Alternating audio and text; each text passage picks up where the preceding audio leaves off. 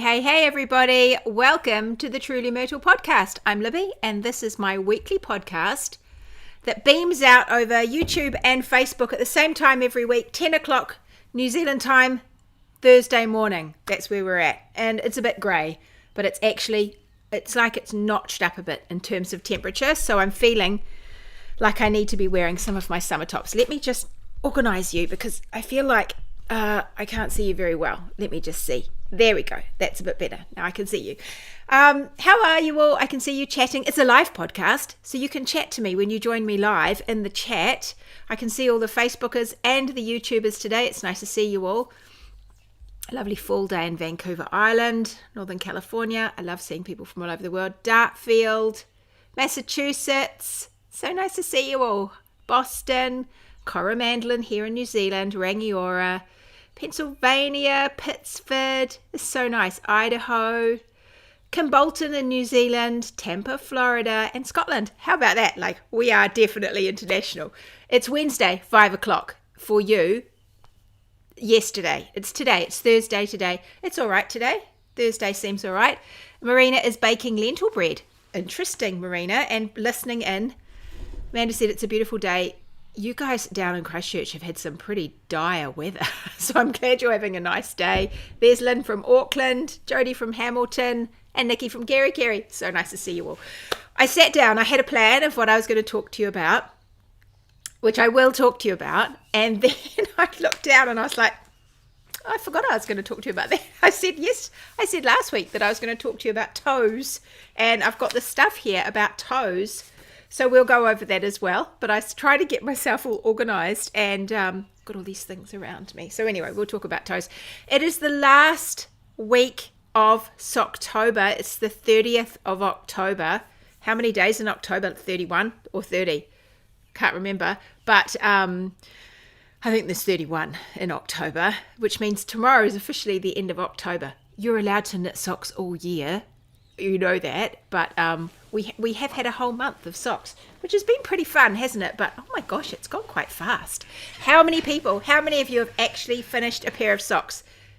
A whole pair? Has anybody managed to finish a whole pair? I think I have seen a lot of you knit these ones, which are the Pippi socks, and those ones, they're DK and they're real zippy. So maybe you've finished those.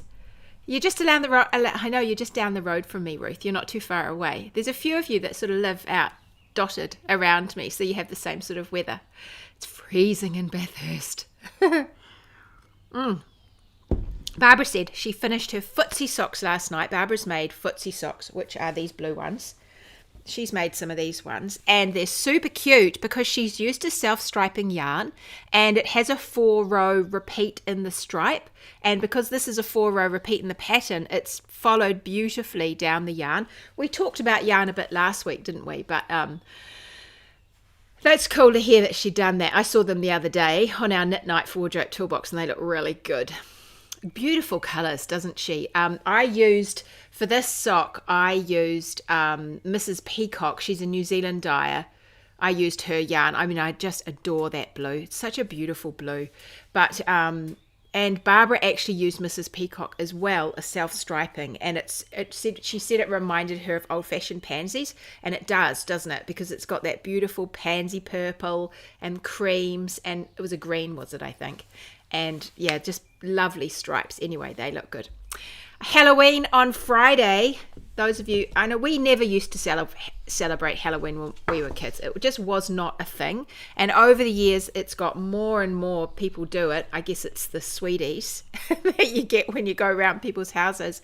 And I remember one of my brothers doing Halloween when I was a teenager. I don't think I ever went to trick-or-treating as a kid. We just didn't do it.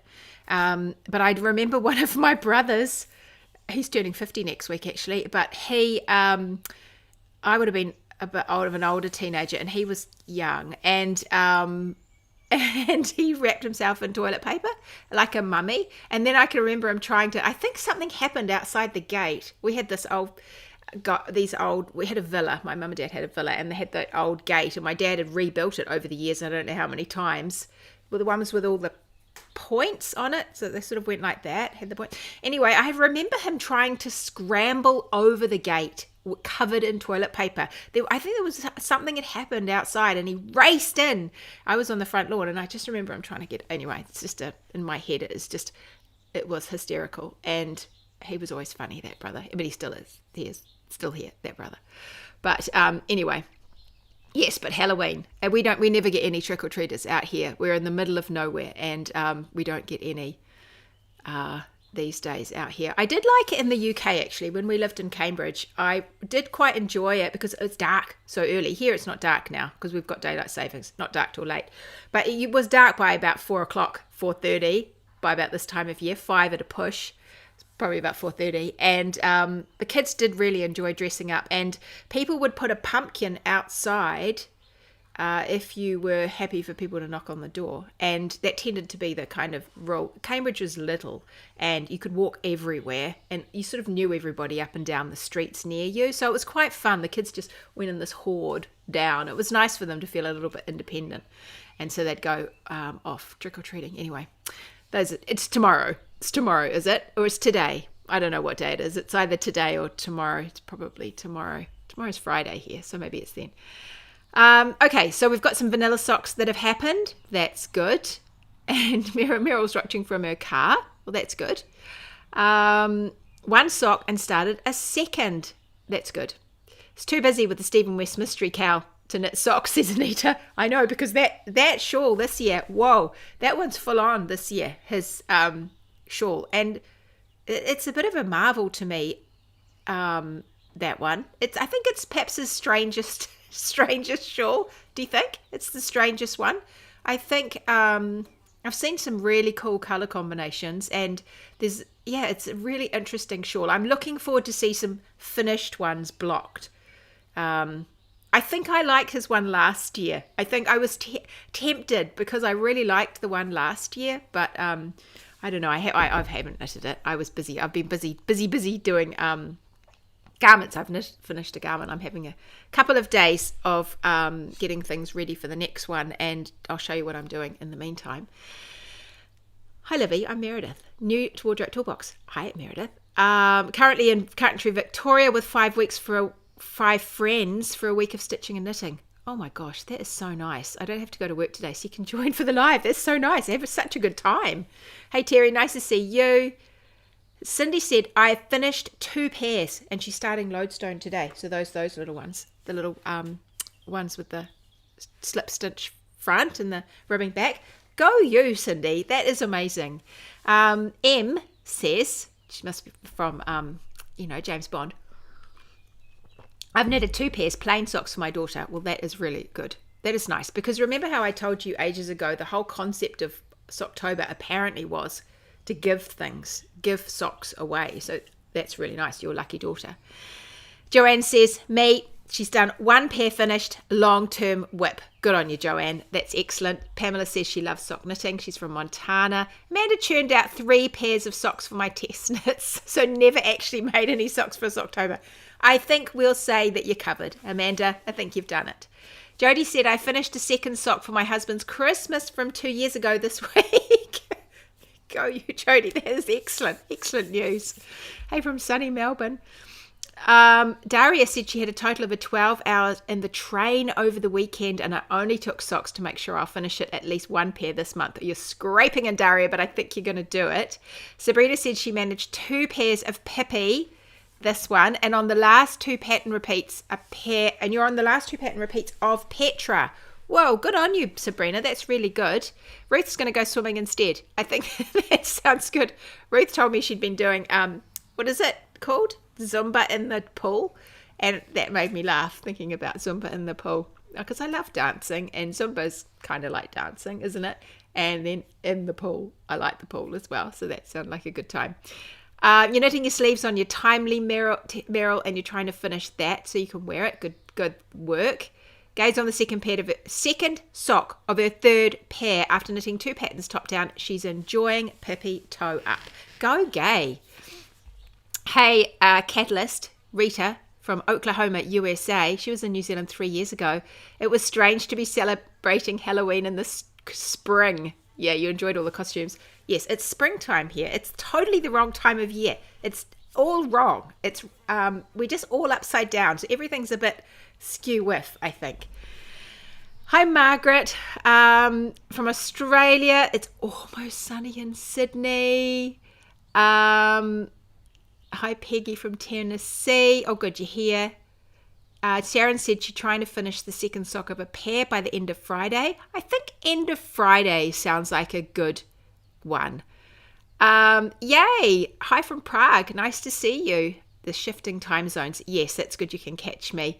Brenda says that the Stephen West shawls are too crazy for her. Look, I definitely, some are, but some aren't for me. Like, I just kind of, I don't know, but you don't know in advance if it's going to be crazy. So I don't know. I'm not very good with surprises. I'm not actually a big fan of surprises. And so a surprise knit is, yeah, there's a part of me that wants to try it, but yeah, I don't know. It's a lot of knitting. I got the Pippi pattern, but I couldn't find the plain yarn I liked. Oh, that's a shame, Deborah. Well, where are you, Deborah? Alyssa says it's always on the 31st. Okay, it's the 31st. I knew it was around here, 30th, 31st, which is also your sister's birthday. One year I knit her a jersey with a witch in front of a moon, and she was a doctor, so she had a witch doctor jersey. That is so brilliant, Alyssa. That's brilliant. Witch doctor. Zumba in the pool. Yes, that's what Ruth's doing.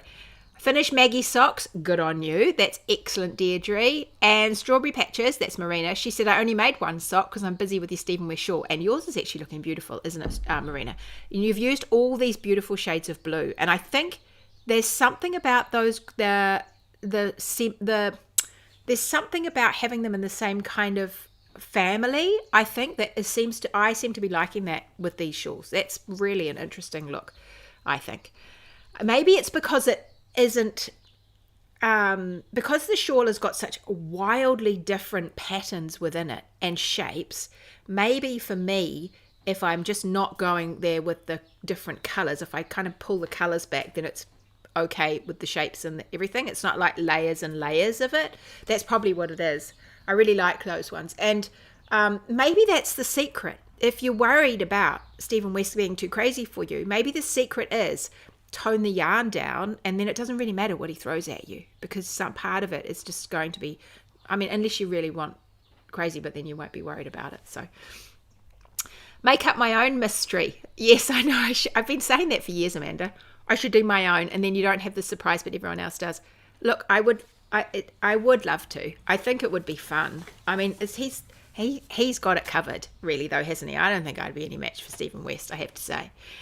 Colleen said, I finished 2 pairs of socks. I cannot find my yarn for love bugs, which is the original plan. Colleen, it's so annoying the way that happens, isn't it? And you know you've put it somewhere really safe, and you just can't remember where that safe place is anymore. I do that.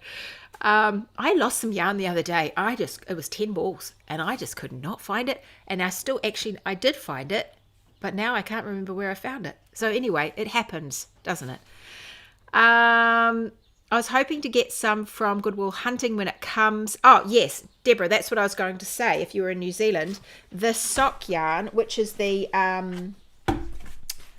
that one, Socks, yeah, DK, the Coop Knit Socks, Goodwill Hunting at in Greytown in New Zealand is it all in.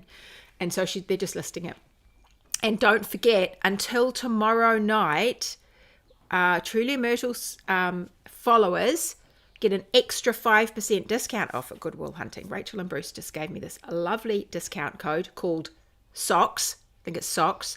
And so you'll get 5% off on top of any other discount. So if you go over there and buy something to do with socks, not needles, but the rest of it, then you'll get a great discount from them. So I guess it finishes tomorrow night. Nicola says, I finished my first ever pair of socks a week ago, but they were too big for my husband. I only found my podcast last week, and my sock hints will help with the next pair. Excellent. That's good, Nicola. Yeah, you'll get there. But it depends on how much too big they were and where they were too big. If they were too big around, that's tricky, isn't it? But if they're too long, you can fix that without too much trouble. If you're feeling like brave, or if he just wants to rub them until they kind of felt up a bit.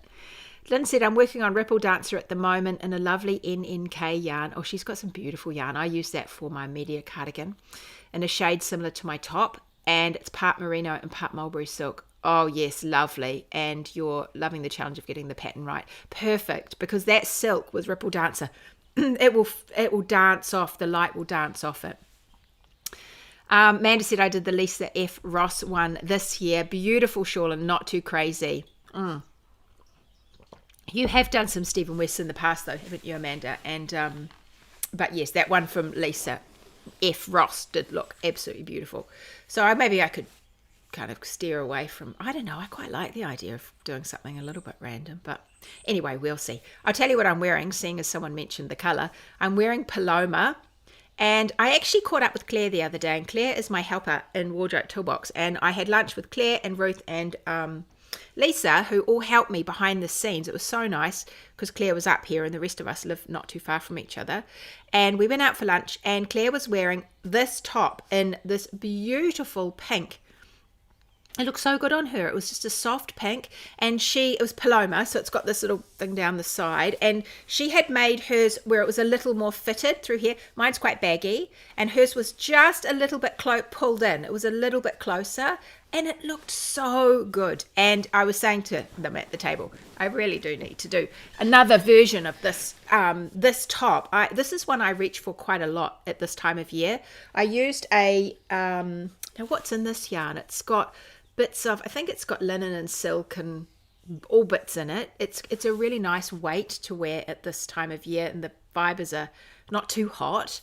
And I don't know, I just see something pretty about the shoulders. I love the shoulders. I ran this one all the way into the sleeve, but it's a pretty simple knit. Just, it's you do that part first, and then you pick up for the front and work some short rows. No, you do the back first. You pick up for the back, you do some short rows, you join under the neck, and then you go down to half the depth of the sleeve that you want. And we were talking about this the other day in Wardrobe Toolbox. We have a question and answer session. We have a couple a month, and one is our Sweater Fit Plus question and answer session.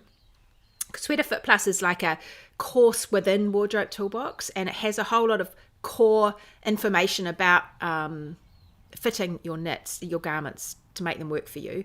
And we start with yarn and measurements and everything. It goes all the way through. And anyway, I pull questions out of that because you can ask questions as you go through.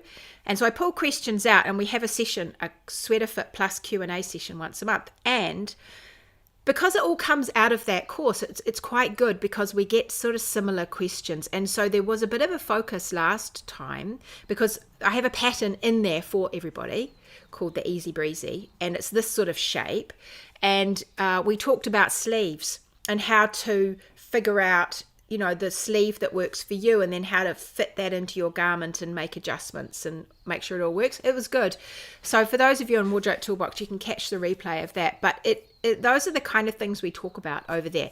Anyway, this one is, I left these stitches here live at the end, and then when we picked up the sleeve, those were live, and so we just carried the thing down, which I actually like that. And so I'm thinking, yeah, I love this style. I love the way it feels on the shoulder. It's very comfortable to wear. I love the neckline of it, but I could just do something different with it, and then I'd have the same feel of this garment.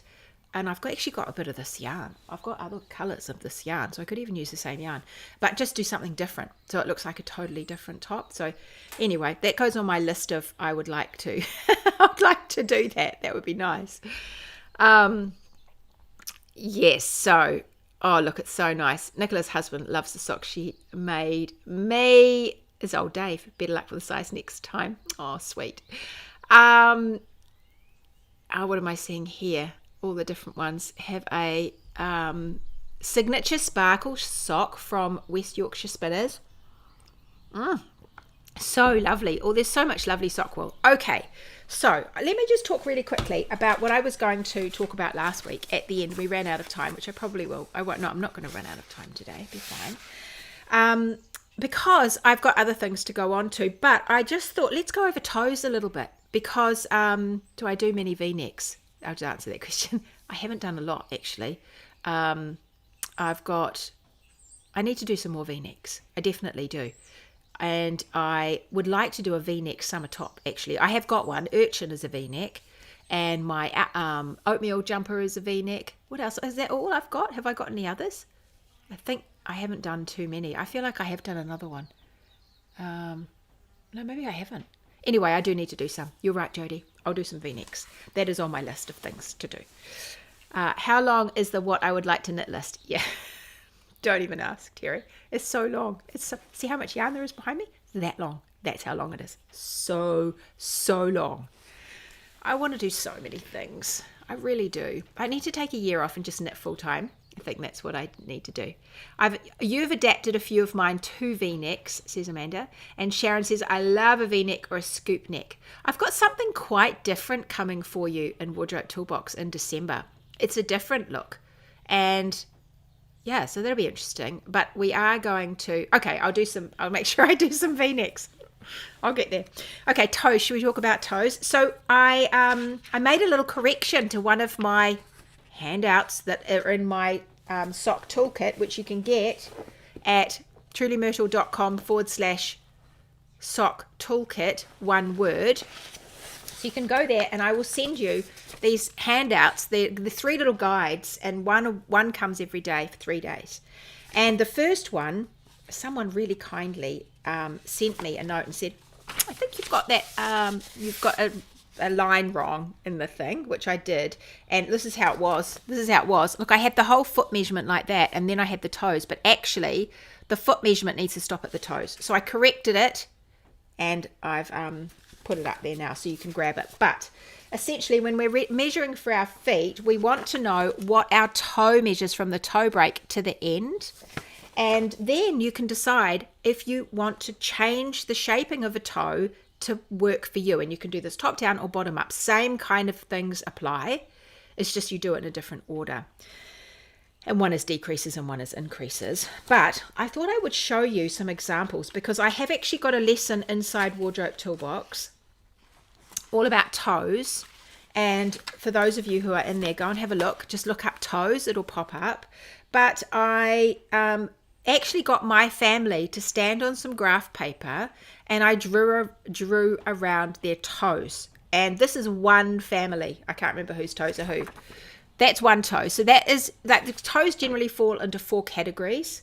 And strangely, we covered all 4 in our family. So those are rounded toes. They're quite rounded. You can see the shape of them are pretty rounded. So the sock toes that kind of have a shallow curve to them will fit those toes beautifully. So you sort of slow down with your increases or decreases towards the bottom, and you just stagger everything a little bit more slowly to fit around those toes. Then we had these toes, which are square, totally square toes. So you can see that I really needed probably a bit more across the top. Oh, actually, no, this one needed quite a bit across the top. But this one is not a lot of shaping is happening up here, is it? It's more happening to right. It's just not a lot of shaping needs to happen in that toe. So it was a square toe. Then I had a pointy toe, quite pointy. If I get out the way, it might go into focus. Pointy toe. So really we're coming up to a point. And what you'll find is for this kind of toe, you might even be able to decrease right to a point, like not have any that you graft or anything at the top, or start with very few. And then you can just pull your toe right to a point and it will fit. It should fit nicely onto that sort of toe, rather than worrying about having a wedge shape. And then actually that would fit a wedge shape though beautifully. And then we have an anatomical toe. Look at those toes. So we're totally straight up one side. Do we even want shaping on that side of the foot? Not really, not a lot. But we need all the shaping up that side of the foot. Isn't that funny? So those were all the different toes in one family. So the thing about toes is, if you want to figure out what your toes are, because I'm not sure that we would have thought that when we just looked at their feet, stand on some graph paper and draw around your toe. Be standing. Don't try and do it like when you're from sitting, or get someone to do it for you so you actually got your weight on your foot, and that way it'll be a bit more accurate. Measure around and just establish what kind of shape you are. Now you could work out your shaping from the graph paper, And especially if your graph papers are similar size to the squares are a similar size to your stitches, you can kind of work it out, your decreases, just by plotting it on the graph paper. But I've said here, I've got a bunch of steps to go through. I have a whole handout and everything in Wardrobe Toolbox for you, for those of you over there. You'll need to know your rounds per inch gauge. You'll need to know the number of stitches that you want at the tip of the toe, so the very top, whether it's small or wide for that more square toe. You'll want to know the number of stitches in your foot, and then you'll want to know the shape of the toe that you're working for. And so once you know how many you need at the top or the start and how many you need at the foot, then you know the difference, okay? And that's how many you have to increase or decrease, and halve that, so half are on either side. But I've said here, consider 3 main factors. Oh yeah, there's the other thing, is whether your toes flick up like that. Do they go up like that at the end? Because you might want to account for that. So there's just a bit more room here, or somehow figure out how you're going to account for that. I probably talk about that in the video. I've said 3 main factors. 1, how wide do you want the tip of your toe? Because you can just cast on a different number of stitches. As long as you're getting to the number of stitches you want at the foot, as long as the circumference of your foot is correct, it doesn't really matter how many you have at the tip of your toe, whether you're going down to that or coming up from that. So how many do you want at the tip of your toe? And you can just work out the width, turn that into stitches, and that's how you start. And if you're going to do a toe up toe, you know that you're going to need that many stitches on either needle, both needles, right? And then you need to know the rate of your increases. How steep is the curve? And that's what we look at from the graph paper. And see if do I want to just put all those increases on one side, or do I want to put them all at the top and then pretty much go straight from a certain part of my toe? Or do I want to have like that? Or am I going to have a little bit of a wedge and then down? A wedge actually fits a lot of people, but it doesn't fit everybody. And especially if you're like, that pretty much straight on one side and then curved on the other, you're going to want to shove those increases over to the other side. I've said here that increases or decreases worked more frequently create a steeper and pointier curve. So the reverse is true. So if you spread out those increases and decreases, you have a shallower, because it just takes a while to get wide. Whereas the other one, it goes wide quite fast, like that. The other one, it goes wide but slower, so it's shallower. And then position the increases. Where do your toes need more room? Do they curve one side of the foot more than the other? And you can just start plotting where you want the increases, because you know how many rows you've got to play with. You know how many stitches you need to increase or decrease on either side. So plot them out. You can just draw it on a bit of paper. I'll do some kind of close together, so it's a bit steeper, and then I'll go shallower at the top, or maybe vice versa. Maybe I'll go, if I'm decreasing, maybe I'll do slow decreases, and then I'll suddenly speed up my decreases. And then maybe I pull my toe together at the top. Yes. So with your straight edge on one side, you'll need to knit a mirror image for the other foot. Exactly that. Just flip it and do the same.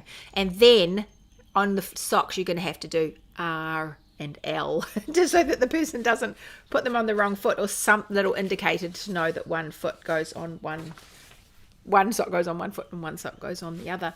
But I think the person who has those socks where the toes are actually shaped for their foot will love you forever, because I think it'll be so comfortable for them. So there are a few that are out there. I mostly use a wedge toe, but I have used round toes as well. And it really is quite a rounded shape. I'm just going to see if I've got some with a really rounded shape. It could be this one. Yeah, I think this one. Look, that is quite a rounded shape to the toe. It could even work okay for a square toe. Can you see that toe there on those socks? I think in these socks I might have included all the toes. Whereas if I look at another one of these same family, I've done a very wedge toe. Can you see the difference of those? Really is quite different, the two toes. So really wedge, because you can see all my increases, they just get worked up here quite sharply, and then my increases here like that. And I have done toes, I don't think I've done on any of these, but I have done toes where you work Here's another wedge one. Look, with not too many at the top for that one. So it's a little more pointy at the top. I have done toes where you just decrease till you get, on top down, I've done them. Decrease till you get to nothing. And so you just, at the end, you don't have to do any grafting. You just wind it off. And if you have a very pointy toe, that's going to be perfect for you. I think all these other ones, I've done a wedge. I like a wedge, so I do a wedge. But I pretty much like a wedge on my toe. But yes, this Maggie, Eliza, and I'm pretty sure this is in those, I think both are in these patterns. Just flatten it out a bit. That is very rounded. So that is a thought for you, just to think about with toes, and what you want to do with your toes, just to make them fit, and get people, get them to draw on the graph paper like I did here, because then that can tell you. You just follow the squares, and you can actually draw your decreases, and you could just do it manually. If you know how many you have to do on each side, you could literally just draw them so that they look right. Hubby loves walking around the house in thick socks and looking at the puppy socks with envy. He's putting an order. So maybe you need to find a motif that's more his personality than flowers at the top. It's a good idea, actually, Gay. That's a really good idea. It's an 8-stitch repeat. So you could do anything as long as it was 8 stitches and stick to the pattern. So you just have a play with something. I don't know, is he a carpenter or something? Do you like hammers? You might like bread. I don't know. You have to see what he likes and pop it at the top. Even a leaf would be nice, wouldn't it, though? That's rather than a flower. Alrighty. So I thought, because we're coming to the end of Socktober, I'd just go over again. We've talked about it as we've gone through. We've talked about blocking our socks, and there is something quite nice, but for yourself and for a gift, when you give them a good soak and then slide them onto a sock blocker. And I've showed you my sock blockers already. I do like these ones. Oh, I didn't get the other ones out of the cupboard. Never mind. I've got these ones, which I like because they're not too thick, and they've got the hole through them, and they've got a reasonably shapely kind of foot. I like those. But for a long time, and I still use these funny old things. And these are ones that my husband just cut out with a jigsaw out of some old painting boards of the kids. There's a lot of paint on them. On plywood. And I just sanded them. Actually, they could probably do with a bit of a sand again. But I just sanded them so they didn't catch on the sock, and I did them really long. I think originally I made a pair of gumboot socks for a friend of mine, and they were long, and so I needed long socks. So they're quite long, so they go all the way up your leg, and they probably could have a slightly thicker leg, I think. Perhaps these could just bow out a little bit, but they didn't. This is the main part that I was interested in. So I lay a sock on some plywood and drew around it, and then he cut them out for me. So that is another option for you. And I just leave them on there and flip them over and to let them dry. And I make it so that they're centered on the sock. You know, center them all. If you're going to do it, you might as well do it nicely. So center them so that the top of the sock runs down here and the heel's all nice, and make everything, you know, nice and straight, and then let them dry. And yeah, I think it's worth it. I think it is nice to do that, and then you could roll them up or fold them or whatever. You know, there's special ways that people prepare their socks to give them to people. So all those little things, they make a difference, don't they? They feel good. I thought the other thing I just wanted to touch on was mending, because, well, a couple of reasons. One, because invariably we get holes in our socks, and I actually did a lesson on mending inside Wardrobe Toolbox. Everything's inside Wardrobe Toolbox, so you can find it there. We did a lesson all about mending. I've got a bunch of different tools that I have bought over the years, and they're all quite good for different things depending on what you want. Much bigger holes, quite good for these mushrooms, and a slightly smaller hole. And then I got the old egg, so you've got two ends of the egg, so you can choose for different mending situations. And then I got the cutest little mushroom. I just thought that was so cute, this mushroom, for mending. So I've got all sorts of tools now that are handy for me to do mending. And I did a lesson inside Wardrobe Toolbox where I just pulled out these samples that I made once upon a time, where we just did a bit of mending And so, oh, that might have just been a straight up duplicate stitch, but I cut my yarn, I made a hole, and then I mended it, and I showed you how to do it on the video, so that it all fits in beautifully. You could do it in different colors if you want, but you probably want to do it in the same color. This one is just a straight up patch from over a big hole, and you can knit a patch. Probably for socks I would do something like that, but more likely something like this, where I have a hole and I've created a woven, and that's not the neatest, I have to say, but I've made a frame and then wove the patch over, and that creates quite a nice dense patch. And you can do that. I've got this, you can use your eggs, and you can do it over here, so you've got a good surface to work on. It makes it a lot easier to do it with the little mending eggs. But I've also got these, and I haven't used them, but I want to use them. And this is a speed weave. I'm going to show you the bit of paper. Look, it's got all these bits of parts here. So you can do, I've forgotten how it works actually. Look, I need to get myself organized so I can see how it actually all fits together. There we go. I think you might do something like this. I need to use it so I know how to do it. But you can do your mending on this. It comes with all these rubber bands, so you use your rubber bands as well. I need to figure out how to do it. Comes all in a little pouch. I'll put it back in its pouch so you can see. Actually, the rubber bands are going to perish over time, so I need to get some new ones.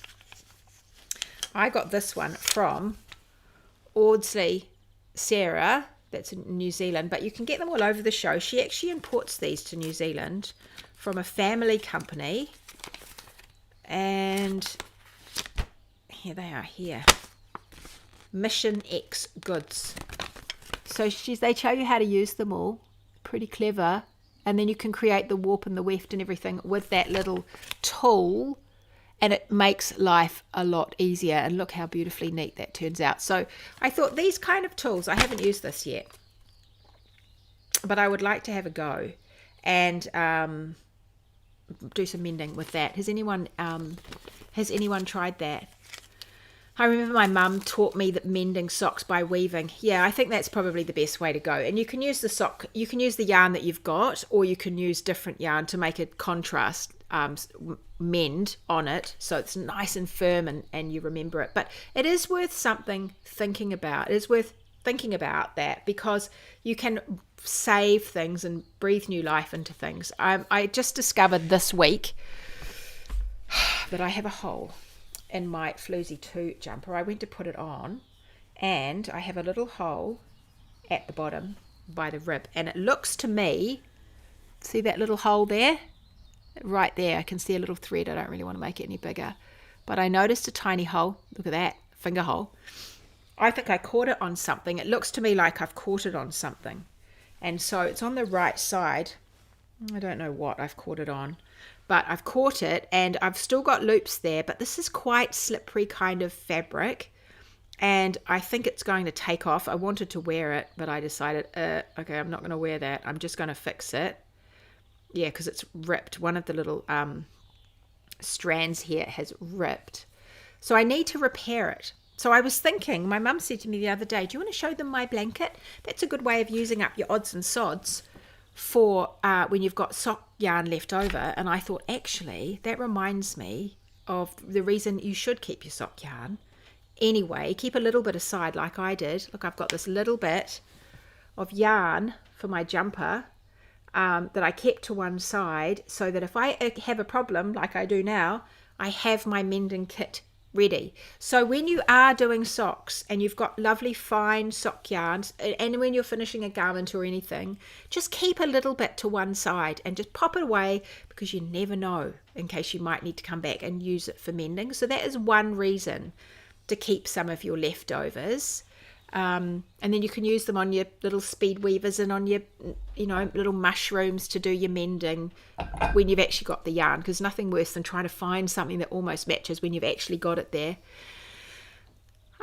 Joanne said my mum used to have one of those menders, and Jenny said I used to have one of those metal things on a blanket, and it looks amazing considering the dog chewed a big hole in it. It provides a weft to your weave. Yeah, So it makes that's the weft going down, and then you weave in between it. It's just awesome. Sabrina says, I've used the Speed Weaver, and one of the suggestions I used when was mending socks was to do the mending on the bias. Oh, interesting, which gives it more stretch. There we go. So it gives it more stretch. So you'd actually, rather than do it like that with the weave, you'd do it like that on the bias, and you'd wend across. Okay, that's interesting. That is interesting. Yeah, because that doesn't have any stretch in it, that one that I did. It's pretty firm. So maybe it would catch again, do you think, later? Anyway, it's worth keeping a little bit of yarn, definitely. And I'm going to show you my mum's blanket that she's made, that she's put. This is in her box for the great-grandchildren that haven't been born yet. She's got a big box. And she hasn't quite finished. She's got an end here. But she made this blanket of all of the socks. This is how many pairs of socks my mother has made. It's so many socks.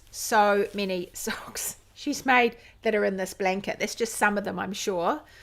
Tons and tons and tons of leftover yarn, and she made this cool blanket, and it's going in the grandchildren's box, the great-grandchildren's box, because she already has grandchildren. And my kids, one of my girls, just thinking they'd like first dibs on the box. So I said, well, you know what you have to do if you want first dibs on the box, don't you, girls?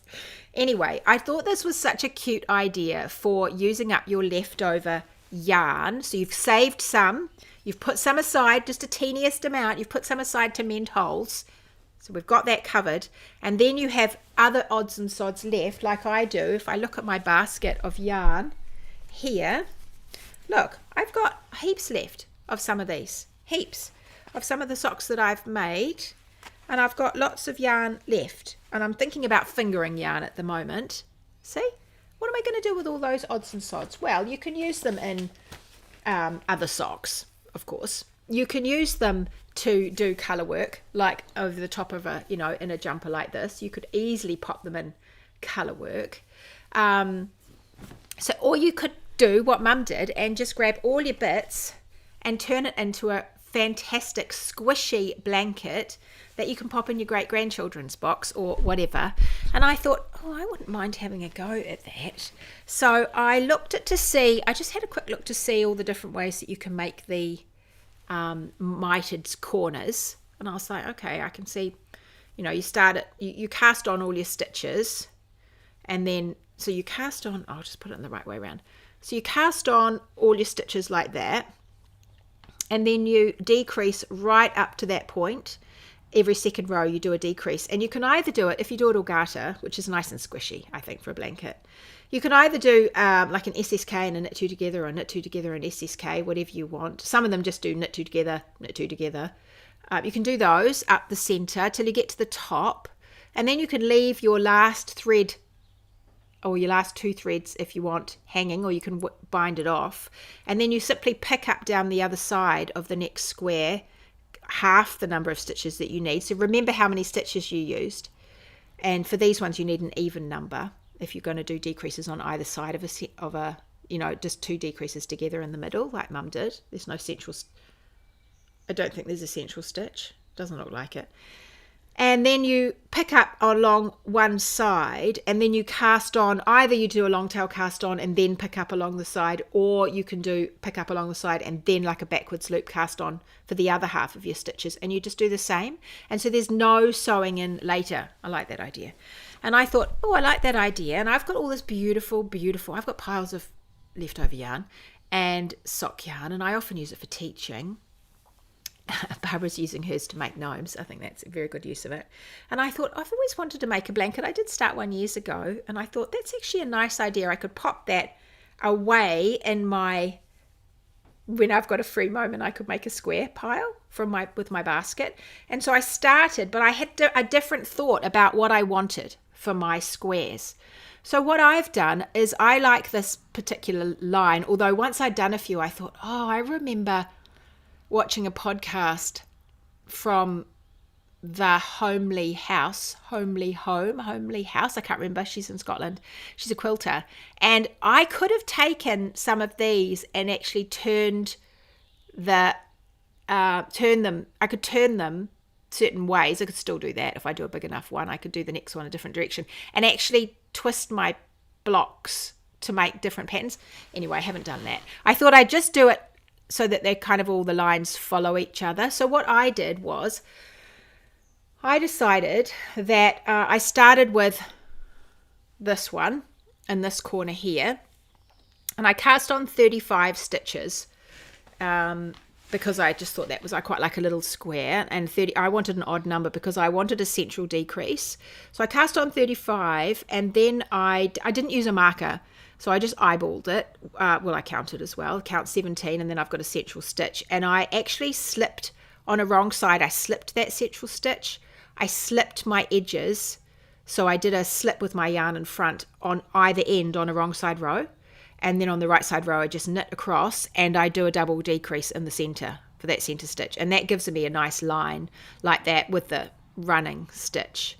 And then when I decided, I did a couple, and I thought, oh no, I like it better when I just bind it right off and I have my stitch free, so I can just finish a square and I bind it off. As long as when I come back and pick up the stitches to go into the next one, I make sure that I actually go into that stitch for the central stitch. So you see what I mean? And so you can just make it flow.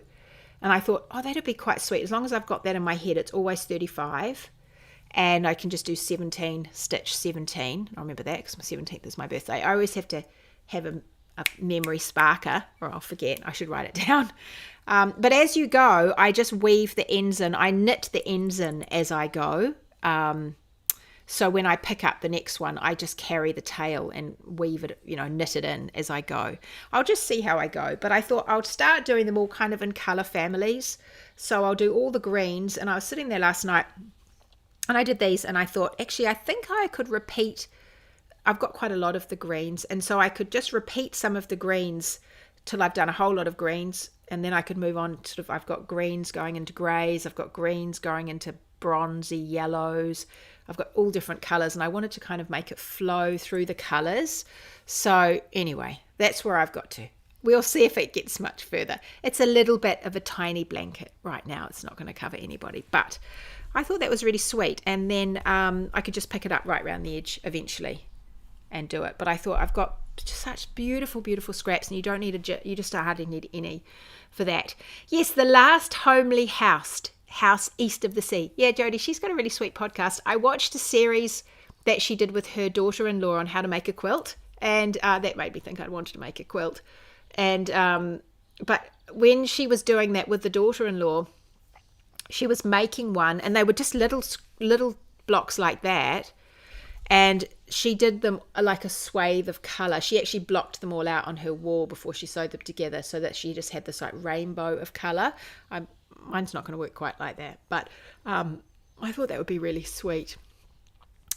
Okay, Tamsin said, I wind some of the yarn around the yarn wrapper and put it with the pattern in a plastic sleeve and put it in a ring binder. That is really organised, Tamsin. That is such a good idea. Sometimes I feel organised like that, and other times I'm just not, and all goes in the basket. And then I have labels in the basket and the things, and then I think I'm going to remember.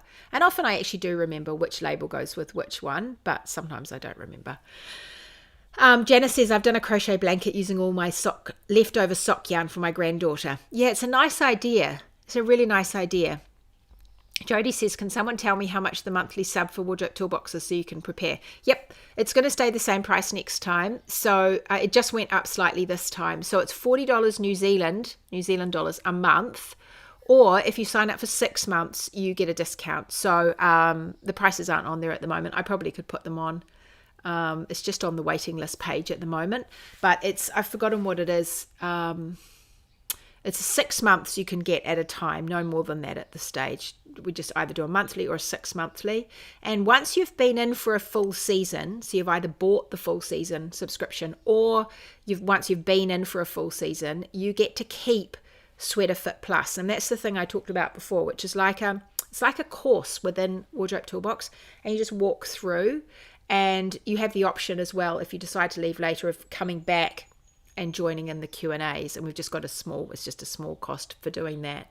So, yeah, it's good. It's good. I think it's worth trying, I think. In fact, I saw someone the other day saying they think everyone should do at least one season. So that's nice. In Wardrobe Toolbox. Odds and sods 4-ply are being used to make gnomes. Yeah, they're so cute, so cute. Mitered corner blanket. Yeah, so I think there are whole blankets that use a mitre, just from one side to the other.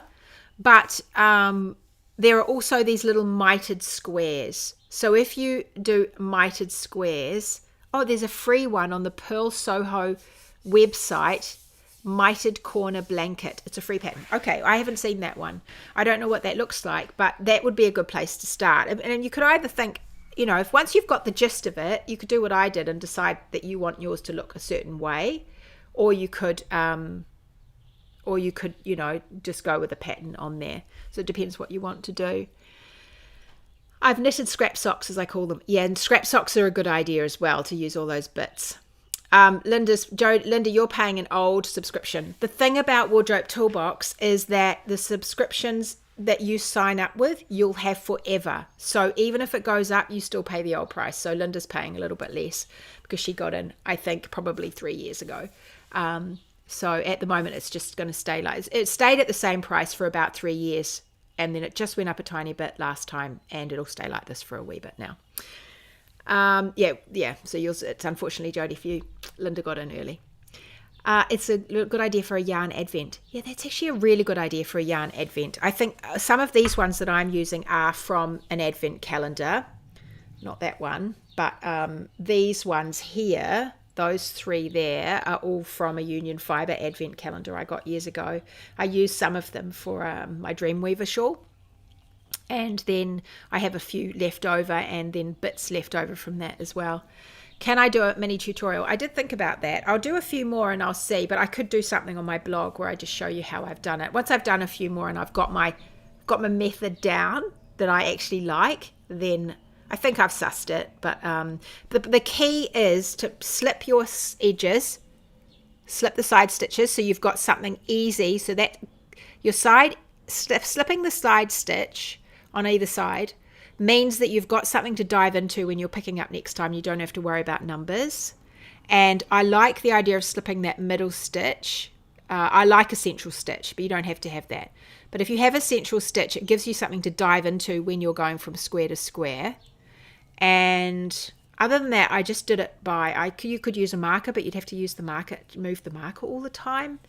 But I didn't. I just eyeballed it. And you're fine if you keep your eyes on the front and back, and they're just little, so you can, like for that one, for example, I picked up along there, made sure I picked up in that central stitch, and then picked up along there, and then got to the end and then bound it off. And so just remember, if you want all your lines to go the same direction, to always do them in the same direction. Perhaps I will, if I get a chance, I'll do that. Make a little tutorial for you. Okay. I weave the end in while starting the next square. Yes, I like that idea too. I do that. And so you can just knit it in. And if your colours are reasonably close, you don't notice it. Like you can see there, I've knitted in the old colour. But if the colours are close, you don't notice it. Otherwise, I just weave it down. Like you get these lovely joins at the back. So you can just weave it down the joins, look, especially through there. Easy peasy. I have woven some down.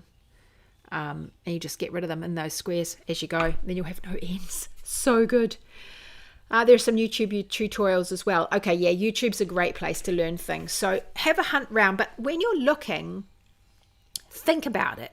Think about what you want yours to look like, because you don't have to do them. Like Mum obviously did hers like that. So hers are just a straight up garter square with the cent, and it is a nice simple one to do. Oh, that's the wrong side. Is that the wrong side? Yeah, she did. That's the wrong side. This is the right side. So she did a garter square with no central stitch, and you just do your decreases, and that's fine. You can do that easy peasy, but it depends on the look. You can depends on the look that you want. The corner blanket is lots of little squares in graduated colours with 2 strands held together. Interesting. Oh, I might have to go and have a look at that, Jenny. I didn't see that, Pearl Soho. I'll have a little look. Okay.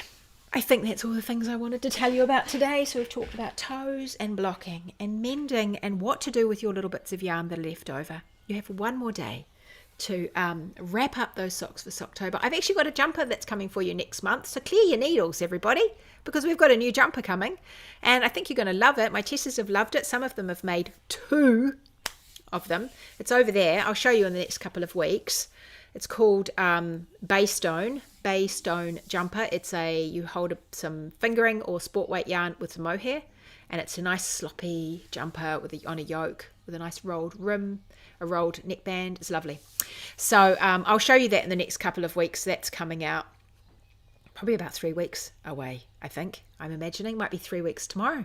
Maybe I'll do that. I have to do photos, so I'll do it when the photos are ready.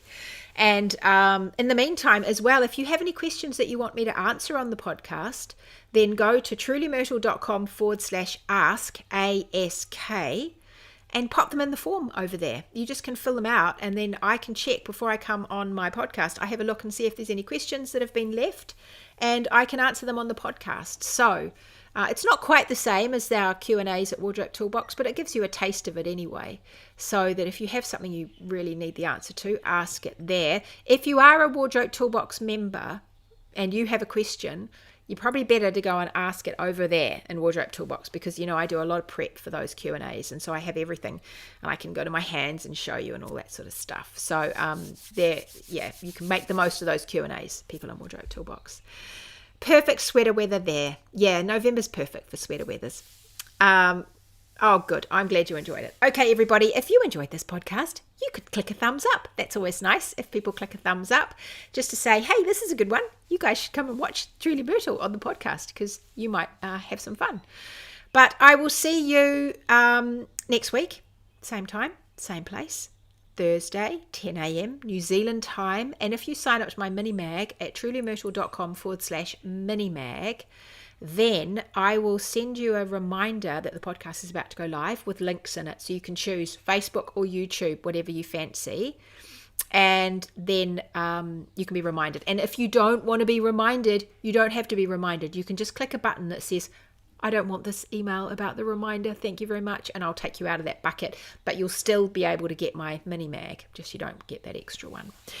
Okay, everybody, I will see you very soon. It's so nice to see you all. Have a really happy day. Do lots and lots of knitting. I'm looking forward to it. I've cleared my needles. I just made a garment, which I'm pretty pleased with. I need to get the final touches done to it, but yeah, that's a good one. That's a Wardrobe Toolbox one. And now my needles are like ready to go. And I've done swatching. I've swatched a few things. So I'm all ready to sit down and crunch some numbers at my computer. So that's my job. I'm actually going to do that next week, I think. I've got some other things to finish this week. So I'll do that next week. And then hopefully I'll have some other things to show you on my needles. That would be nice, wouldn't it? Okay, everybody, have a really happy day. Do lots of knitting. And I'll talk to you later. Bye, everyone. See you later.